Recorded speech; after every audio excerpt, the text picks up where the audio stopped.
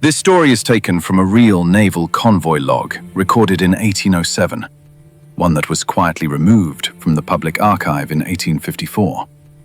It involves 5 British merchant ships. 1 vanished, 1 arrived early, and 1 carried a passenger no one remembered boarding. They were expecting a ship. Instead, they got its cargo, delivered by men who didn't know how it got there. Port of Lisbon, October 1812. A British customs team awaited the Harrow, a mid-size merchant vessel en route from Kingston, Jamaica. She was due with 41 barrels of molasses, 22 crates of cloth, and 6 sealed chests marked for military inspection. But the Harrow never arrived. Instead, on the 3rd morning after its expected docking, a Danish brig, Valdres, limped into harbor. Its captain reported engine damage. He requested minimal resupply, claimed no contact with British ships. When officials came aboard for inspection, they found 2 anomalies. First, the cargo hold was packed tighter than declared. Second, 6 British-marked chests were secured in the rear, clearly stamped with Harrow's serial code. The Valdres logbook made no mention of the chests. The crew swore they didn't load them. The captain was livid. When pressed, he gave a strange answer. "They were already there. When we left Casablanca, the crates were stowed between our own. We thought your people had transferred them at port." But British records showed no such transfer. No stop in Casablanca. And Valdres was never cleared to carry military cargo. The crates were offloaded. The Valdres was held for questioning. And someone quietly contacted London Manifest Office. The man who arrived 2 days later was Benjamin Arlo, age 39, senior cargo recorder, known for his precision and silence. He'd worked 2 decades cataloging manifests across the empire. His job was simple: check the markings, track the contents, explain the presence. But what he found inside would raise questions no manifest could answer. The crates were sealed with British naval wax, standard for military provisions. No tampering. Inside, 3 contained packaged uniforms sealed by the Jamaica Quartermaster's Office. 2 had small arms marked Royal Ordnance, 1811. The 6th held something else. A wooden box, polished, hand-carved, marked "Do Not Issue." It had no latch, just a rope wound 3 times, knotted in a sailor's twist. Arlo didn't open it. Instead, he asked for shipping logs from the Harrow's departure. And something didn't match. The Harrow's captain was listed as Samuel Fitch, known, reliable. But a document from Kingston, dated the day before departure, listed the captain as someone else. F. Merrin. No such captain existed in any registry. When this was sent back to Jamaica for clarification, they replied simply, "Captain Fitch departed as scheduled. Any alternate signature is false. We have no record of Merrin." 3 days later, a clerk in Lisbon found a small envelope wedged inside the wooden chest. It had no name, only a number. Number 18H. Inside, a second manifest, dated 5 days after the Harrow left Jamaica. Same crate codes, but with one addition. Crate 7 added. Contents pre-cleared under existing seal. Manifest updated per inland transfer. Per instruction of S. Fitch. But again, the Harrow only carried 6 crates. Crate 7 didn't exist. Or worse, it had been swapped. No one aboard Valdres had touched the 6th crate. Yet somehow, a different manifest was hidden inside it. Whoever placed it there knew it would eventually be found, but not by the Harrow's crew. because now that crew was missing. The Harrow had not sent distress, no reports of wreckage, no signal, nothing. Her cargo appeared, but not her crew, hull, or logbooks. And there was one more detail.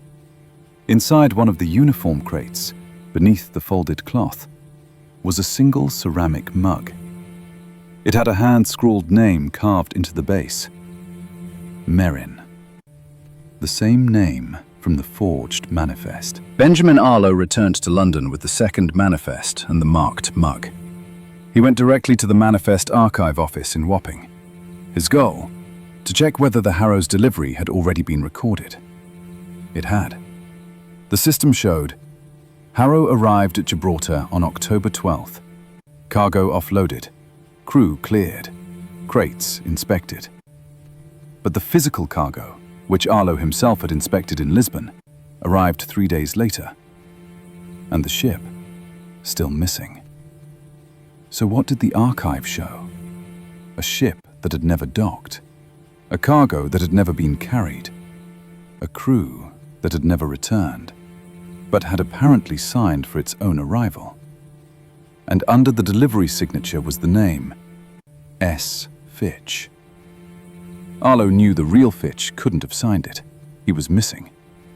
He requested to see the original physical form, not just the copied registry.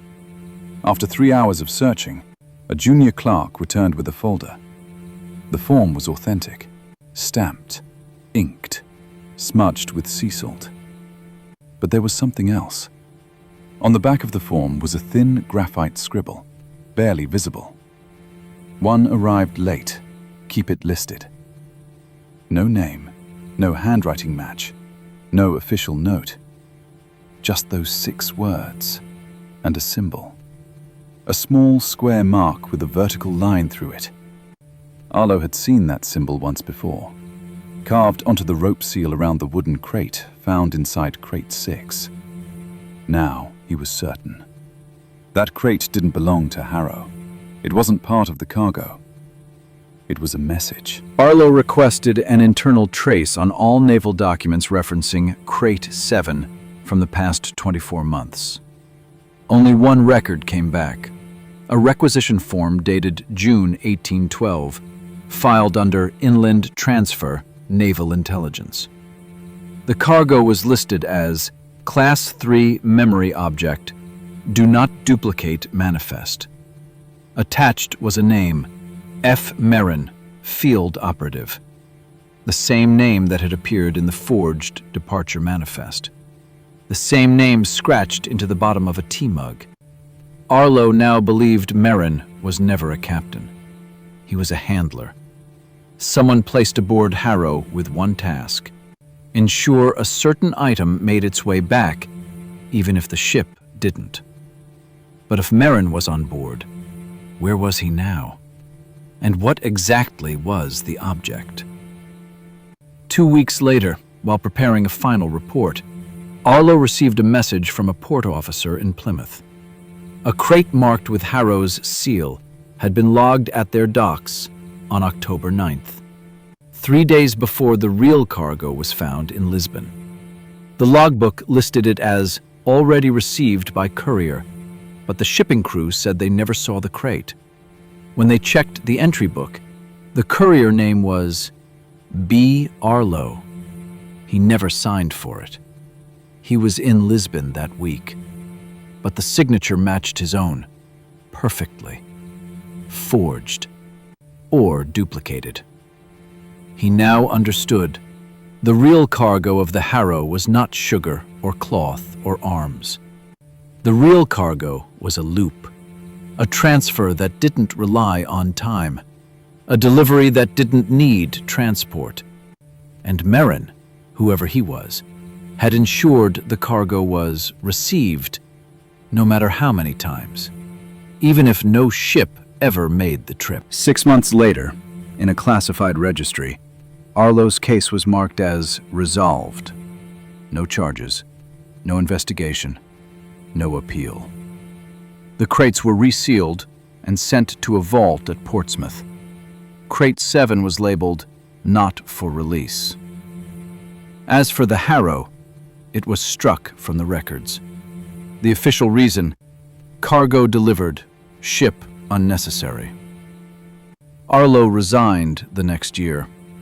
He kept one item from the case, the mug with the name Merrin carved at the bottom. He drank from it only once, and then quietly placed it on a shelf. Behind it, he wrote on the wood, "If it was never on board, why do we remember unloading it?"